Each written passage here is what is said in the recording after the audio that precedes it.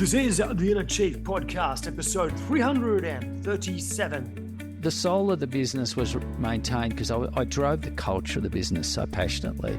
If there was an issue with culture, if there was an issue with these people in the business not getting along with these people, I wanted to create the solution. I wanted to get to the core of the problem. You know, we would have issues within our call centre from time to time, and I'd say, no, that's not the way our call centre runs. Our call centre, it's got to run emotively. It's got to run fluidly. G'day, this is the Inner Chief podcast, episode 337, and today we continue our best of series with Cliff Gale, former Managing Director of Lite and Easy for over 20 years. We talk about passion, respect for your people, and keeping the soul alive in your business. I am your host, Greg Layton, founder of Chiefmaker and the Council of Chiefs. And I believe there is a great chief in all of us, and that through listening to the stories, strategies and techniques of great CEOs, each of you can find and leave your own legacy through your work. The Inner Chief podcast is where you will learn how to think and make moves like a CEO. For over a decade, I've helped CEOs and senior executives around the world boldly lead change, inspire their people, and leave a legacy. So every 2 weeks, I'll bring a deep diving interview with one of these CEOs or another one of a mid to large organisation so you can find your own path to greatness as an executive. In this episode, we play a chat I had with Cliff Gale. He started his career running Bob-Jane T Mart Franchises. He then bought into Lite and Easy after he saw a 2-line ad in a paper in the very early days. He then led the business for over 2 decades and grew it into one of the most successful businesses of its time. Today, Lite and Easy is a 100% owned healthy food business that has been around for 40 years. Today, you're going to hear Cliff talk all about how keeping his finger on the pulse by respecting and listening to his people and customers. How he kept the emotion and energy in the business as it grew to dizzying heights. Building the soul of the business by focusing on the things that count, and then profit will come. And the difference between givers and takers. Chief, one of the core skills of all great chiefs is the ability to interview and recruit the very best performers to your team. Now, many chiefs say to me that they get up to 25 or even 40% of their recruitment decisions wrong. Now, many of you who listen to this show will know that over the last 6 years, we have asked dozens of CEOs what is their number one interview question when recruiting for senior roles. What we have done is turn that into an invaluable resource. It is the 30 most powerful interview questions used by CEOs to hire high performers. These are the questions that reveal the true nature of the person in front of you. They are the ones that give or create that truth-telling moment that will help you decide whether to hire or not. Chief, if you want this resource, just go to chiefmaker.com/interview and just pop in your details and download the detailed PDF. Chief, before we get into today's episode, if you would like to nominate a CEO as guest of this show, drop us a line with your nominated guest on info@chiefmaker.com.au and we'll check out and see if they are the kind of chief we want to have on our show. So Chiefs, without any further ado, let's hear from our best of series guest, Cliff Gale. Welcome to Mr. Cliff Gale, who was the Managing Director at Lite and Easy for 22 years. So Cliff, welcome to the Inner Chief. Thanks very much, Greg. Mate, I'd love to hear a bit of your background, where you've come from. Can you tell a bit of a story or something that sums up your childhood and your early years? Look, I've always been a Melbourne boy. I've lived in Melbourne all my life. My early years were basically all centred around sport. I played sport from 11 to 19, season in, season out, football, cricket, volleyball, a little bit of lacrosse, a whole range of sports. And that's really a very strong reflection on what my life was. School didn't really form much of a memory for me. Finished year 11 and went on to do a marketing degree, which was a 3-year course at Caulfield Institute of Technology, which is part of the Monash group now. Loved the marketing side of the course and got through my first year and passed almost everything, failed one of the marketing ones, so I was a little bit amused by that. Passed all the accounting, the legal, whatever. And then got into the second year, and once again, the stuff I wasn't really all that keen on, but I did very well at. I did the law very well and I did the accounting very well, which probably sort of said something about me to set me up sort of from a later life in business where I always had a bit of an accounting head.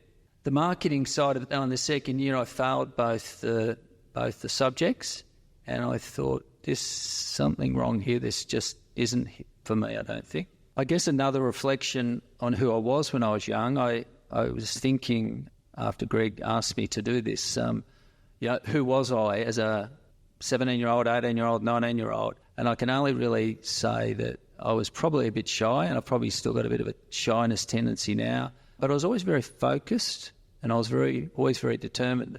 Playing Australian rules football, I was always the guy that won early on particularly, the most determined player and those sorts of awards that they had way back then.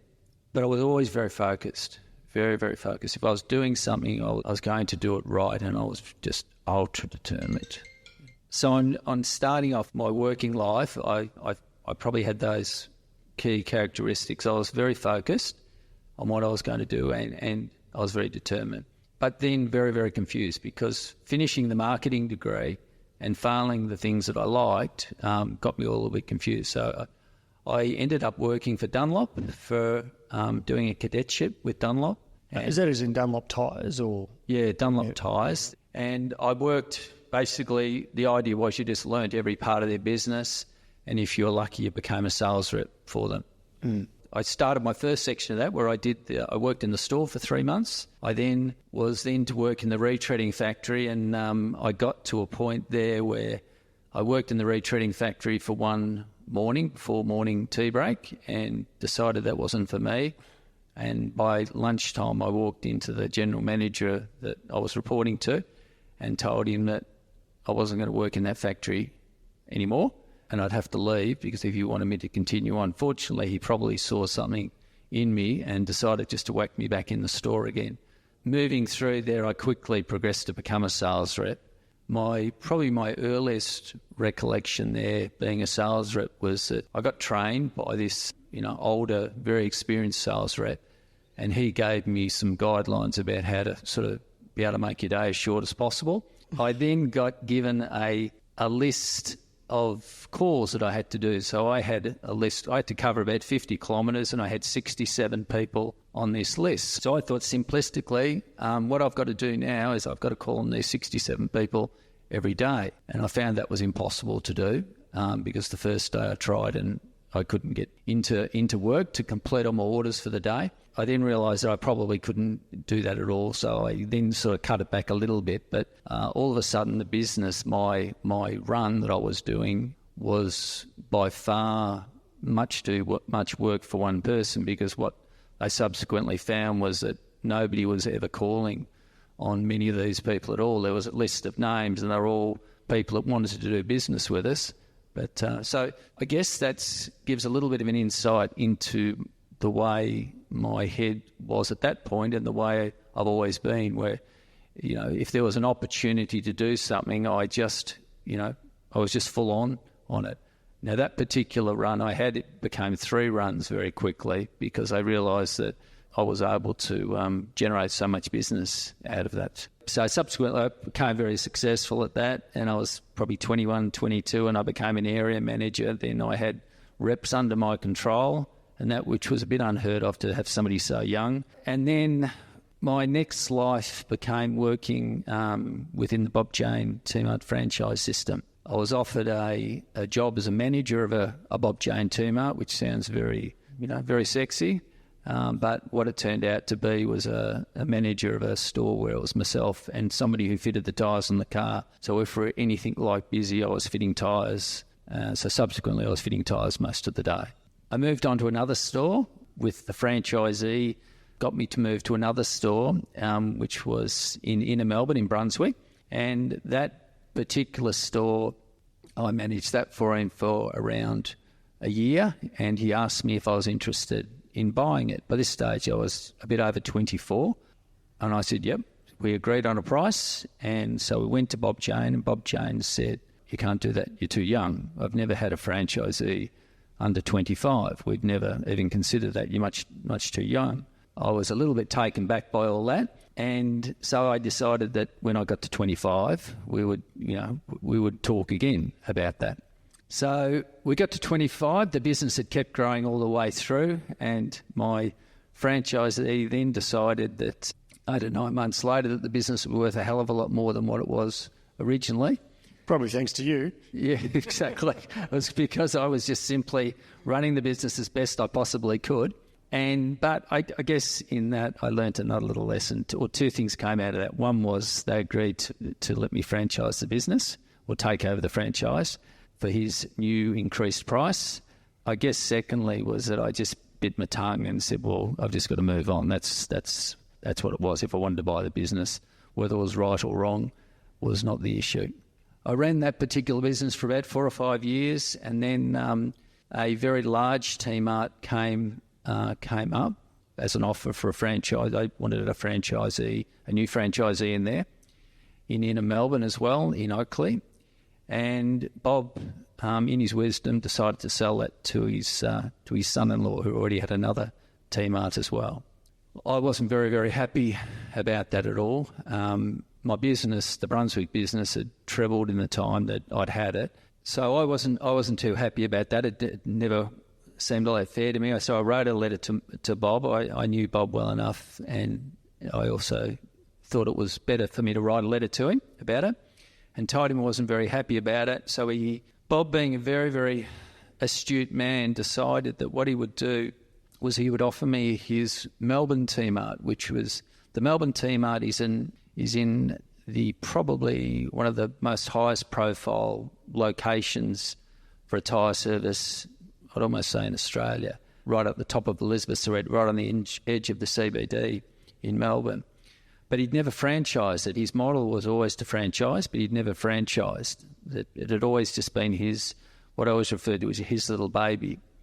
So he offered me that, but it was a very poor performing store because it had always been run by managers, and a lot of these managers were just there to facilitate Bob's friends getting tyres fitted on, etc., etc. But the location itself was wonderful, and it should have really lent itself to being a very highly successful business.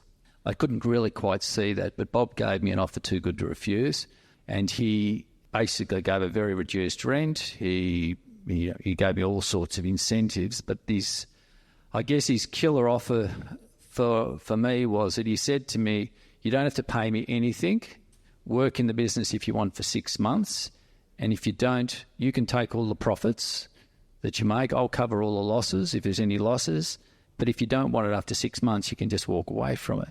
At the same stage, I still had the other T Mart, so I thought, I'll try to run the two. I've got nothing to lose here. The store increased in business about 50% in about 6 or 8 weeks, and people would say to me, what did you do? And I said, well, all I've really done is I've been respectful to people as they walked in the door. I've kept the doors open, beyond 5:30 if necessary. I've given people basically good advice on what they did. I've done nothing special beyond do what I've always done. Anyway, that business just kept growing and growing and growing, and with that ultimately became the number one T Mart in Australia, which I was very proud of at the time. But in saying that, it was never about me. I had really, really good people working for me, and I learnt early on the value of delegation, and I had good young assistant managers. I probably shouldn't say too young. They were probably only 5 or 6 years younger than me, but I guess at that age, at around about 30, it always feels a lot younger. And those guys were just, I I gave them very, very full rein on running the business, and I found that they were often better at dealing with certain customers than me, so I always was very happy to let go. And the business, as I said, the business just kept growing and growing and growing, and we had a great time there. Tell me, you would have been driving all over Melbourne in those early years. What was your first ever car as you got around in the early days? I had a 1961 Holden station wagon, which was pretty swish at the time, I guess. What colour was it? Green, two-tone green. Two-tone green. Station.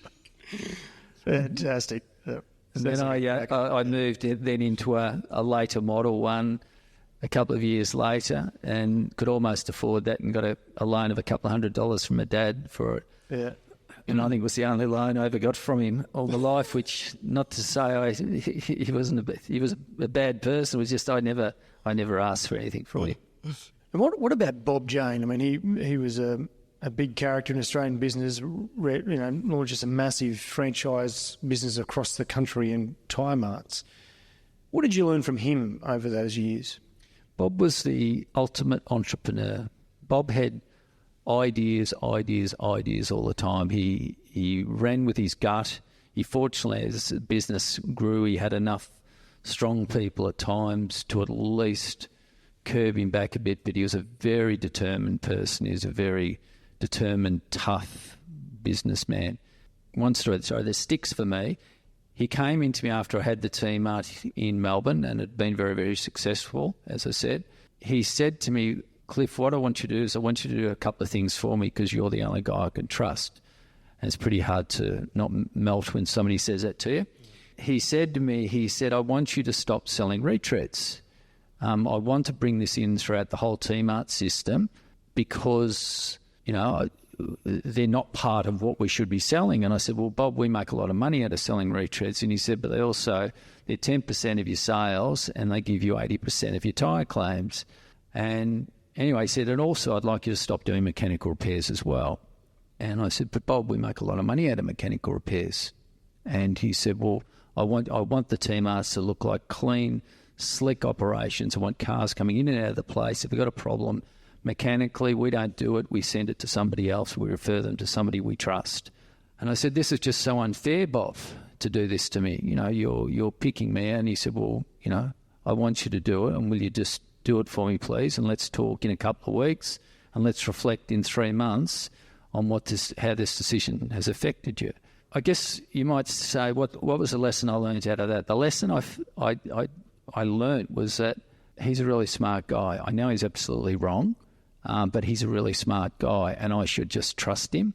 So I trusted him. I trusted his judgment, and subsequently, that's what happened. Getting rid of the retreads wasn't a problem. We just made sure we hardly lost a customer.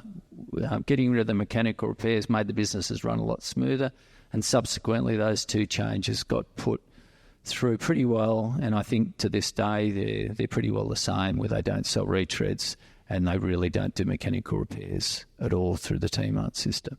But it was, I guess, just a matter of just trusting somebody else's judgment.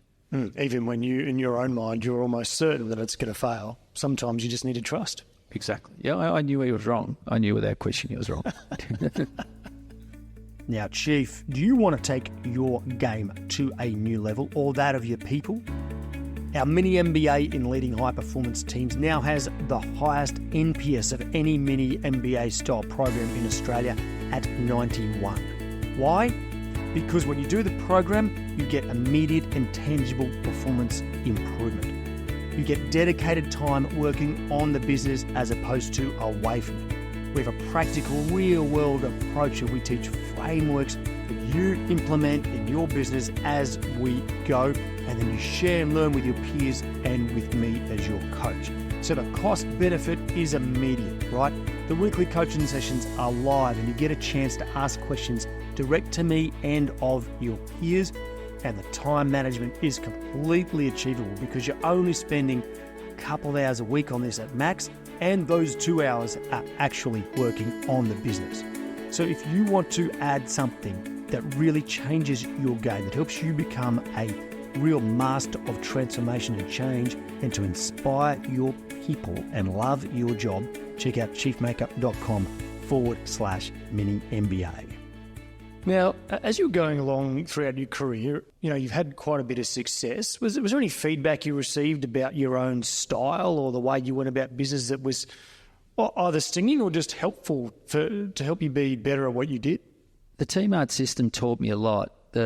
One of the particular things I learned through there was because I was very focused and I was very conscious of doing the right thing all the time, that I found that if a customer didn't heed our advice for whatever reason and then came back and complained about something, I felt that I had to be quite dogged, and what was right and what was wrong sort of thing. But I was taught through there that at times, even though you know when the customer is absolutely wrong, that you've just got to bite your tongue sometimes and just let go and just concede to the customer. I think that was a very strong thing that I learned early on, not to be too precious myself, and just to the important thing was to move on and move on to it. If you had a difficult customer, just resolve the issue. Well, let's talk a bit now about Lite and Easy. You moved into Lite and Easy and subsequently, in the end, spent 22 years as Managing Director.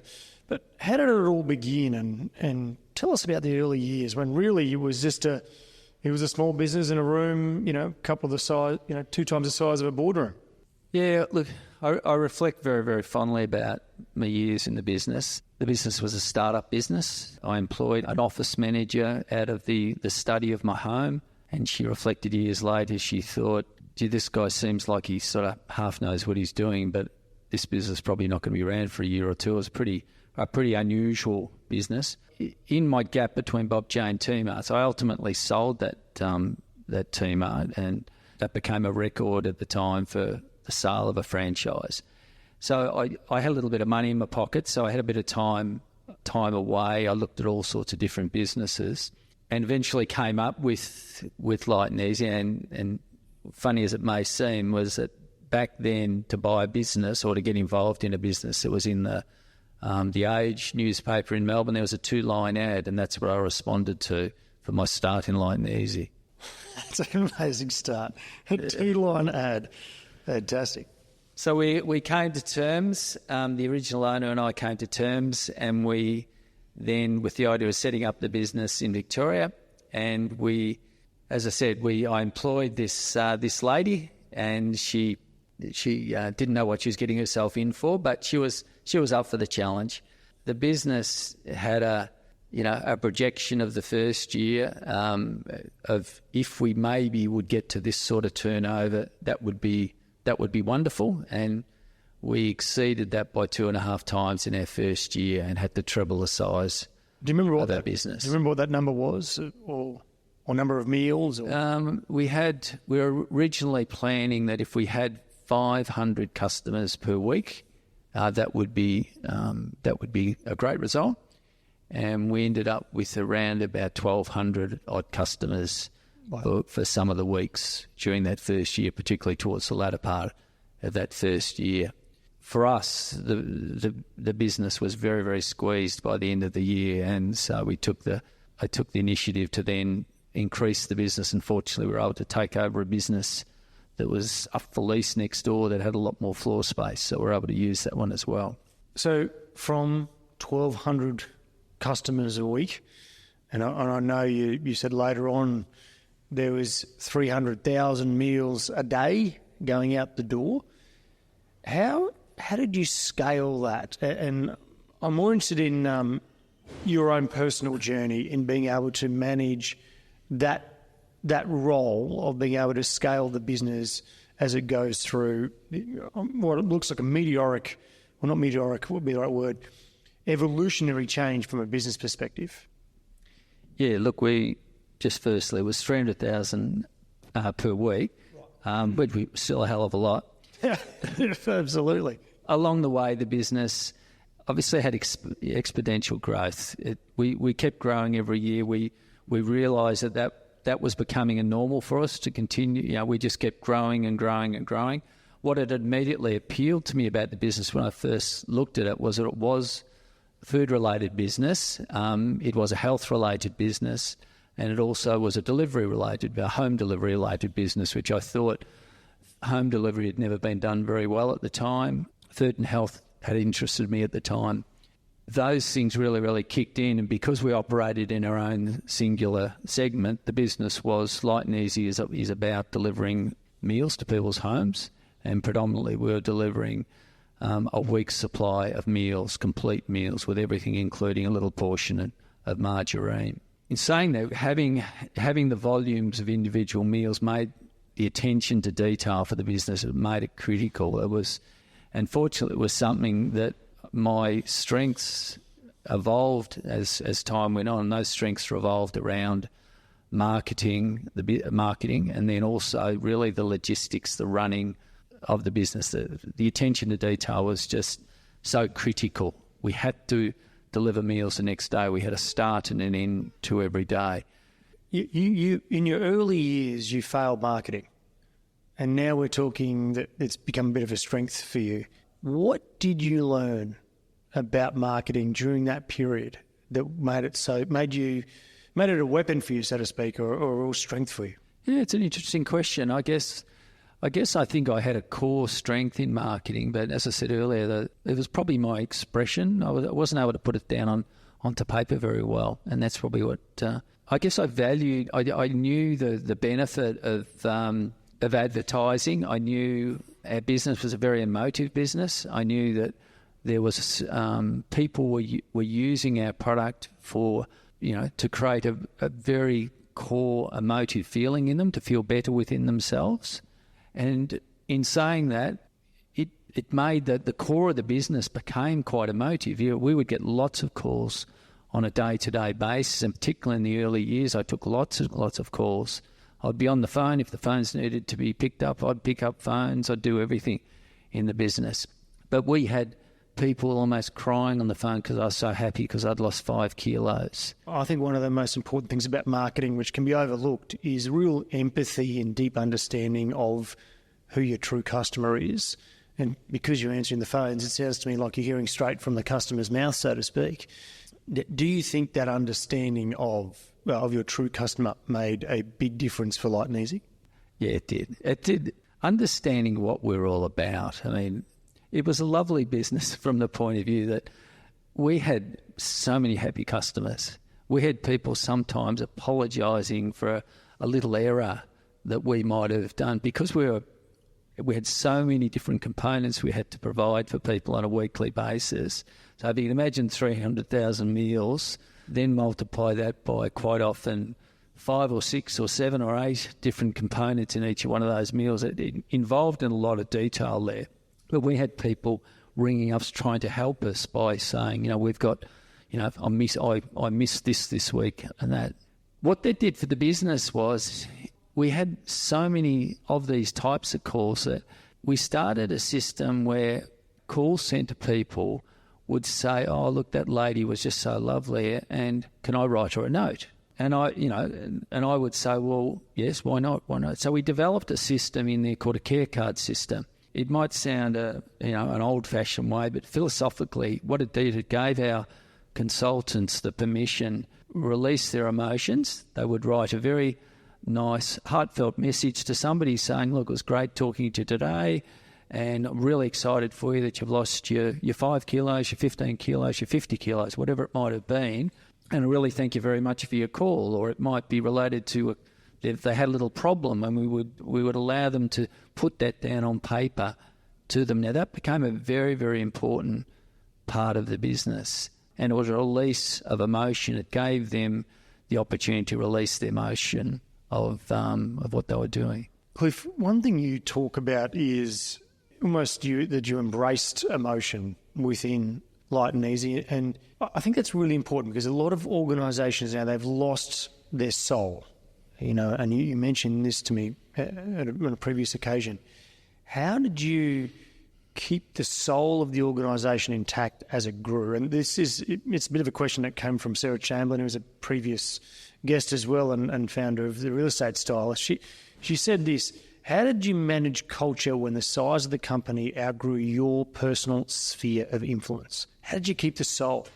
philosophically, what I tried to do, I tried to have a philosophy that run the business like it was when we started on day one. And that might sound very simplistic and very difficult to do, but I always thought that it was best to continue with that intent all the time. You know, my wife, Jane, would say to me, she'd say, look, you can't do that anymore, Cliff. You're going to start struggling to remember everybody's name that works for you. And I said, well, if I can keep trying, and occasionally I'll say, oh, look, I forgot your name or whatever if I was talking to people. I was a very personal part of the business. You know, when I was there, people knew I was there. People, you know, I'd like to think a lot of people had good reflections of me when I was involved in the business. The soul of the business was maintained because I drove the culture of the business so passionately. If there was an issue with culture, if there was an issue with these people in the business not getting along with these people, I wanted to create the solution. I wanted to get to the core of the problem.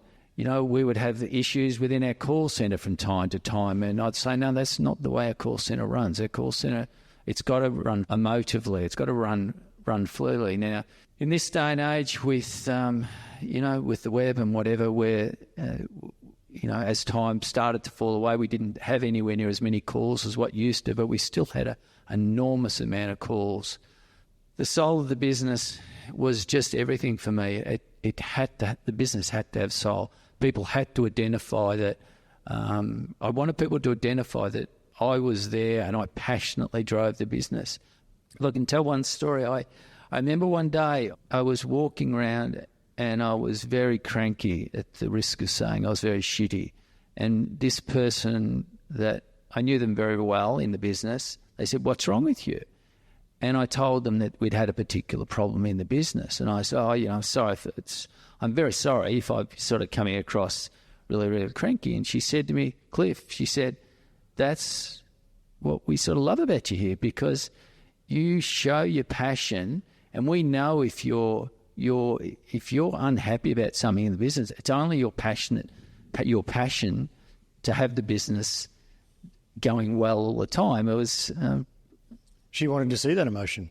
She was happy to see that emotion. She said, because we don't see it all the time, it's great when, also when we see you like that, it makes you feel like you care.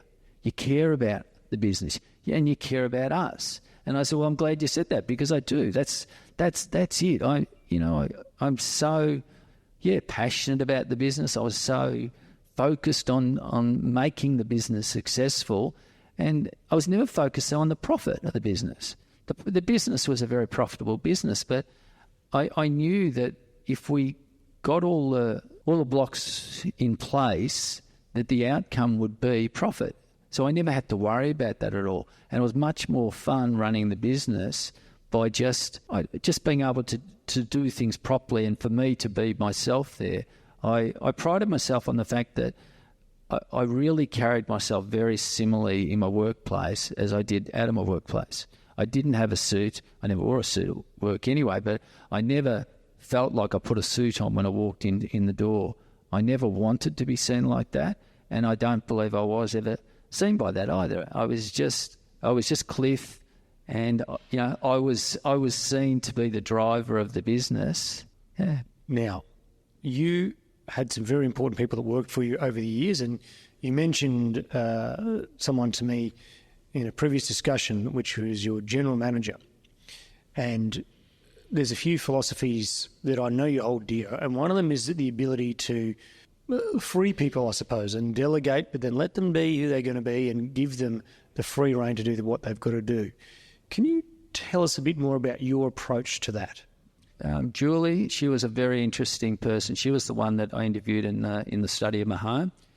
She probably encapsulated just about everything in terms of the business. I couldn't have hoped for having a better business relationship with somebody. She was there from the start. She was there to literally the finish of the business. She taught me how important it was, or less probably the value of just being myself there.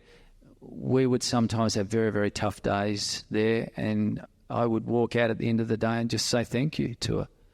And one day we were chatting away and we were talking about different things, and I think even her wages came up. It was always me that brought up wages too, it wasn't her. she said to me, Cliff, you pay me enough. By you thanking me, and when I see the look in your eyes when you thank me at the end of a tough day, some days that's everything for me. You pay me a fair amount of money, anyway. She did pull me up another time, and she said to me, and I'm probably talking a tiny bit out of school here, but she told me I was paying her too much. And she was very, very passionate because she'd had a little bit of a profit share in the business, because the business had grown so rapidly that she was paying it. And ultimately, we rejigged her wage for her to not be earning less, but probably her future growth in her wages to be not at the same rate as what they were. Now, I only tell that story to give you an idea about if you employ good people, you give them good ownership of their roles, and you genuinely empower them and want them to be successful in their role. I guess what will come back to you by doing that. When I reflected on having this chat to Greg, I sometimes struggled and think, what did I do in that business? And a lot of it was just about how I handled the people there. Yeah, we had technical, we had a completely different business. I went from car tyres to food, and I went from predominantly employing men to predominantly employing women. But I learned very, very quickly because people would ask me how that transition went. And I would say, well, the core principles of people management are no different, apart from one's a male and one's a female. The transition from tyres to food and delivering food, etc., that was just technical stuff. That's the way I looked at it. That was only the technical stuff. The technical stuff I could learn, but the people management was probably a skill that I just kept carrying forward all the time. I think you make a very important point there, Cliff, and it's just one around pure recognition. It's one thing I find in the big corporate world where so many people feel like their careers are, maybe even soul-destroying, or they don't have that sense of emotion you spoke about or the passion. And perhaps it's because they're not being recognised. And if you have people that report to you, then that's a wonderful thing you can do, is just a real heartfelt thank you for the fact they turn up 48, 50 weeks a year and give 5 days a week to the business, to the cause. And have you really thanked them for that, other than through the wage, right? Yeah, we had to pay people the right amount of money. That was the core. I learnt that as well. You had to make sure you're paying people a fair and reasonable amount for the role they did. But I learnt this emphatically, that a lot of why people continued to work for you and wanted to do the right thing by you, and I guess that was something that I always felt a lot of people really wanted to do the right thing by me, was because I treated them with respect in the business. I ran the business morally correct. We were generous, in the way we ran the business. We weren't mean at all. We gave them free TAFE courses. We did all this sort of stuff, which way back then was probably a little bit more innovative. Back then we had free lunches and all sorts of things, which was just, for a lot of these people, was such a treat for them to have. So yeah, it was just a wonderful time. Now, I've got a couple more questions from Sarah Chamberlain, and I want to ask you a quick one from Sarah. What role did mentors play in your growth, and did they pave a faster road than going it alone? Did I have mentors? Bob-Jane, I wouldn't call him a mentor. I'd call him somebody that I learnt stuff from. I don't reflect very, very strongly on having mentors, although I can see I've mentored people for 10, 12 years now myself, just through our local council organisation. I've seen how a lot of people get the benefit of that. I guess I just kept gritting it out all the time for me. What about, that's all right, what about the brand now and its role in today's health-conscious world? What about the brand are you still most proud of? In my time, the thing that I guess what most proud, or I guess reflect on, is that we created a lot of personal solutions for people. We helped them, lose weight, obviously, and then as time went on, a lot of people used the food just for week in, week out food. In reflection, from a personal point of view, it's probably just that I I just reflect very, very fondly about the time that I had there. I reflect running the business, as I probably said it before, but I'm just running the business with respect morally. And I always had the feeling too that when I walked in of a day, I felt good when I walked into work of a day. I never felt like I was getting... I said an expression one time to somebody, and I said, occasionally I feel a knife in my back, but it just falls straight to the ground because I feel like I do my best in this business to run this business the best I possibly can, and sometimes there will be things that people aren't happy about. You know, I didn't have a feeling of not caring about what those people thought. It was more just a feeling of I'm doing the absolute best I can, and you know, this. You could look yourself in the mirror and like what you saw. Yeah, I guess that's what it was. Yeah. I looked at my business very simply. If we treated people right, they would basically give it back to you. And in this world, that might sound very, very simplistic, but I think it's very, very underrated. I think the value of doing the right thing by people, and of course, look, there's mentoring on the way of your staff and all that sort of thing. And yeah, there was all that stuff that was involved in the business as it kept growing, and we had logistical issues, we had all sorts of production issues, but I reflected on the sense of why the business was successful because people basically wanted to do the right thing. If Lite and Easy was launching now in startup phase in 2019, what challenges would it face that were different, do you think? Right now, I guess the market is a little bit more diverse. When we started, we had a philosophy that we were operating in our own little segment because nobody else was really delivering meals on a weekly basis. We then found by just focusing on what we did and doing it very, very well, and that was a very important part of, I guess, why the business was so successful. We didn't try to be all things to everybody, but we tried to do everything very, very, very well. You know, I reflect one time on thinking about, one time we might even get as big as Jenny Craig or one of those sorts of business. And I think in the end, we were probably 10, 15 times bigger than Jenny Craig as a business. And I guess that's one of the nice things I reflect on. I reflect on the success of the business.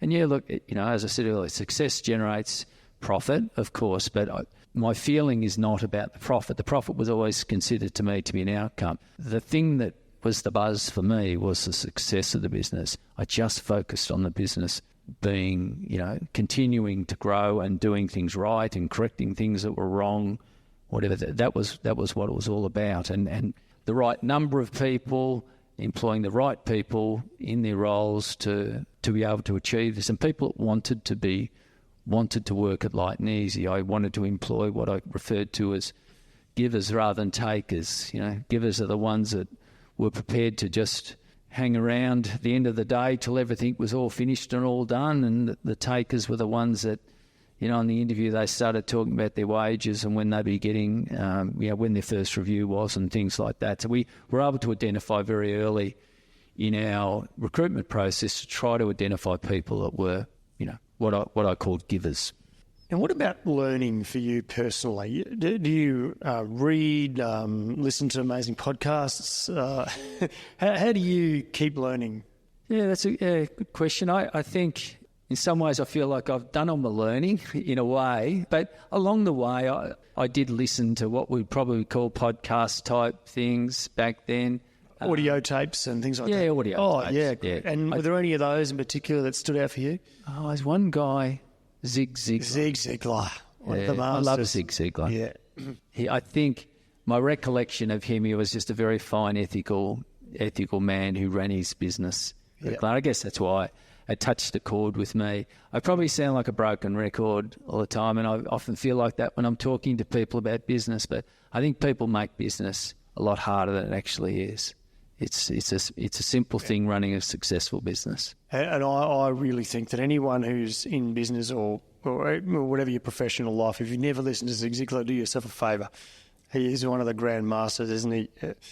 Yeah, no, absolutely. I can't remember much of his detail, and I'm wondering now whether he would appear to be outdated. But I listened to him just not long ago again out of the blue, and I was still wildly entertained. I think he's... Yeah. That was my gut feeling. My gut feeling was he still would be very, very good. And I don't know whether he's ever still alive now. He always seemed old way back then, but... I can't recall. I think he may well have gone to heaven. Yeah. Anyway, so what about a book? Do you have any books you'd recommend for people who are in business, either owning or going up the corporate ladder? I immediately thought, when you asked me that question, I thought it comes back to having a bit of a balance. I mean, a lot of people get very, very, very bogged down by just reading business books all the time, particularly in the mid to latter years of Light and Easy. I started reading a lot of fiction. and I did that because I felt that you'd get very, very bogged reading too much business stuff. It comes back to having a balance in life. My Light and Easy time was centred around, I wasn't there. I was there probably 3 or 4 days a week. A lot of weeks, probably took at least 8, 10, 12 weeks holidays every year. And that was not just in the latter years. That was more from probably after 5 or 6 years. And you can only do that if you are happy to empower people. And I had this general manager I've referred to a couple of times. She would pride herself in not communicating with me when I was away, because I said, you don't need to. I don't need to know everything while we're away. I don't really particularly want to know anything, because I trust you. I trust that you want to look after the business. I trust that, and I really probably didn't even say that amount of words to her. She just sensed it. So she wanted her role to be what it was. I told her one time, very early in the piece, and we'd had a very, very tough period, and the business went through so much exponential growth, and we were under all sorts of stresses, with running out of space here and running out of this and running out of that sort of thing. She'd had a lot of weeks where she'd had a week or two in particular where she'd been working at least 60 or 70 hours a week in the business, not partially at home, just in the business. And I said to her one day, once again, it was a very genuine, heartfelt thing to her. I said, Julie, you can't do this any longer. You're working too long. And I think because she didn't have children, it allowed her, to do this. But, and she was getting home at 8 o'clock of a night. She was there before 7 o'clock in the morning. And she just looked me in the eye and she said, never tell me that again. And I was taken back by her a little bit. And she said, Cliff, I've got a role to do here. You want me to do this role properly. Don't tell me how I'm to achieve this role. I'm okay. And I never forgot that. And it was probably the ultimate respect for her and for me to have that conversation. That was, I own this role and I'll look after you. If I know I'm going to run myself in the ground, I'll do something. But you don't tell me how to do my role. That was a very pivotal moment in our working life. Righto, Chief. More from Cliff in a minute. Now, recently I spoke with Angus Stevens, co-founder and CEO of Start Beyond. We spoke about taking virtual reality learning to new frontiers, putting guardrails on AI, and creating useful technology for tangible real-world problems. Here's what Angus had to say about truth and technology. He said that the way that AI currently works is much how he dances at 3 a.m. in the morning. It's with blind confidence in their ability that is unjustified. Let's be clear, AI is taking its information from the internet, and we know that the internet is not a source of truth. We know that the internet has truth in it, but it also has a whole bunch of stuff which isn't true. And so then what plays is that there has to be ways of then putting guardrails on this AI to make sure that it's able to filter out in a very, very black, white, yes, no, binary sort of sense, what is truth and what isn't. You can listen to that brilliant conversation with Angus by going to chiefmaker.com/334. Righto, Chief. Let's get back to our best of series with Cliff Gale.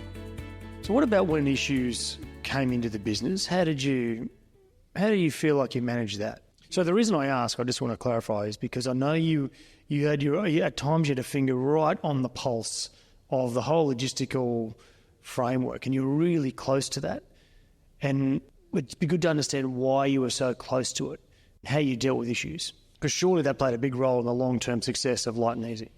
Yeah, look, it's interesting that because I was so passionate, and once again, I'll say the same thing again, because I was so passionate about the business, at times I would really micromanage into an issue, but I was really, really conscious that if I micromanaged something, I only did that because it was a serious problem. I didn't want to skirt around the issue. If it was serious enough for me to get involved in, I wanted to find out all the ingredients of what created that problem for us. We would then come to, by getting to the root of the problem, and that was really important to me, we would then come to an agreement that this moving forward would be done differently.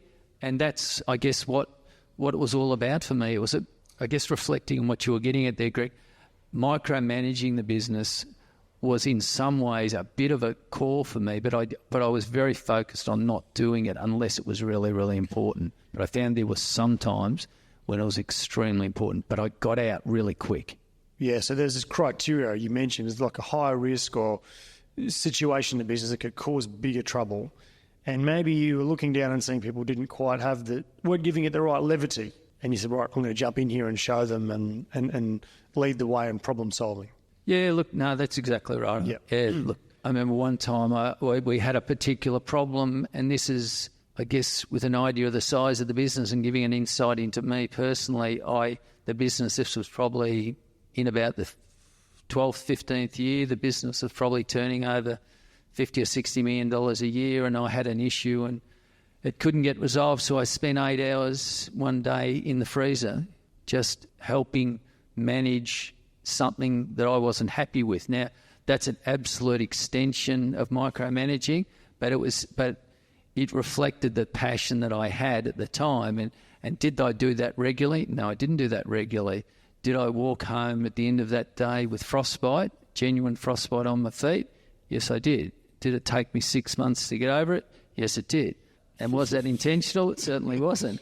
But it was just it was really, really important to me to show everybody that this thing could be resolved. Yeah, that might sound a screwy story, but that was just part of my psyche to do stuff like that. I think it's the symbolic nature of that action, right? To say, let's get in, roll our sleeves up, and not accept anything that's below our standard as a business.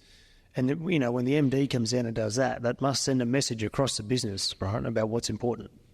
Yeah, you probably won't find that sort of stuff in the books. Probably not. It's probably not in the books to do that, but it gave a reflection to people on who I was. We employed probably at the time 150, 200 people, and for them to see that I was doing that. And I didn't do it for that reason. I did it probably because I wanted just to show people that, sometimes that's what the boss did. The boss, had to do things like that to achieve outcomes. Well, Cliff, we could talk for another 3 or 4 hours, I think, but I know we both have very busy schedules, so I'd like to finish with a few closing questions, if that's all right. Now, I know you're semi-retired now and you play a role with a few different organisations, but what is the next thing in your life you're most excited about, at work or away? I'm done with working. I've run my own businesses, or basically ran my own businesses for close on 35 years. I've got some interests now, as we chatted earlier about. Take a little bit of my time. I don't.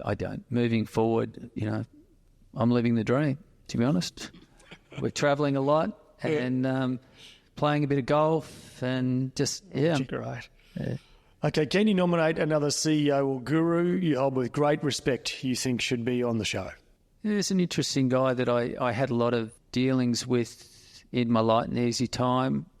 He runs a media organisation now. His name's Paul Tadish.